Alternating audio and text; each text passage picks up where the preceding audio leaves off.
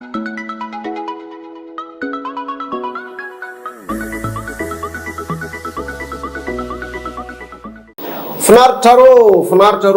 tsika rehetra, finaritsika jiaby atao anatin'ny fandarana mazava ho azy finaritra ro sy ny alalaony sehatra. Fandarana mahafinaritra sady mitaiza no mampiala voly ny fampizarantsika zavatra maro ihany koa, indrindra atao anatin'ny zanam-pandarana 3 minitra ho an'ny fifamoivoizana izay tsy zoviana aminao fa dia atolotra sisy ny radio sy télé ary ny auto école orientale ny CFTP 11 ary ny ISFSP. Fanamarihana kely fotsiny averintsika eto foana isan'andro aloha satria mbola betsaka ihany ny diso lalana fa ny CFTP 11 sy ny auto école orientale ary ny ISFSP dia niova toerana eo amora feno misy atsika amin'izao ampitany hôtel Baobab amorona arabe izy io fa tsy misy miditra lala-pasika vao tonga amin'ny hôtel Baobab ianao dia mitazana mahita an'ilay plaque auto école orientale CFTP 11 ary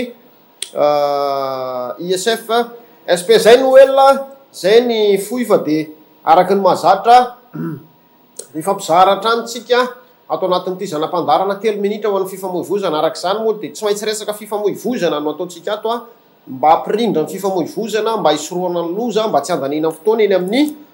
fifamoivoizana moa zany dia atao amin'ny resaka code de la route indrindra zany. Norasantsika androany indray ary norasantsika androany dia makasika ny atao hoe double stationnement. Inona moa zany le ataontsika hoe double stationnement? Double stationnement zany dia ny fijanonana eny amina toerana aloha tonga dia ohatra anao nazavaintsika azy mba tonga antsika mba ho pratika kokoa izy amin'ny fiainantsika andavanandro. Zany hoe raha ohatra zany tsika ka mandeha eny amin'ny lalana eny amin'ny arabe ohatra misy fiara anankiray mijanona avy eto ankavanana dia iny ianao zany fa andeha hijanona ianao zany le mitondra an'ilay fiara dia ajanonao mifanandrify amin'ilay fiara eo amin'ny ankavanana fa dia ataonao eo amin'ny ankavia le fiaranao. Raha ohatra hoe malalaka be ny lalana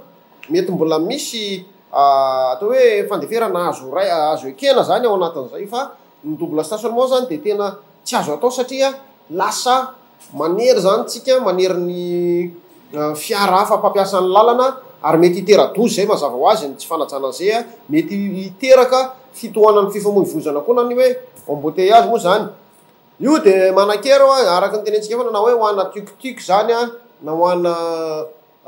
ny tomobile rehetra ny mpampiasa tomobile tsotra zany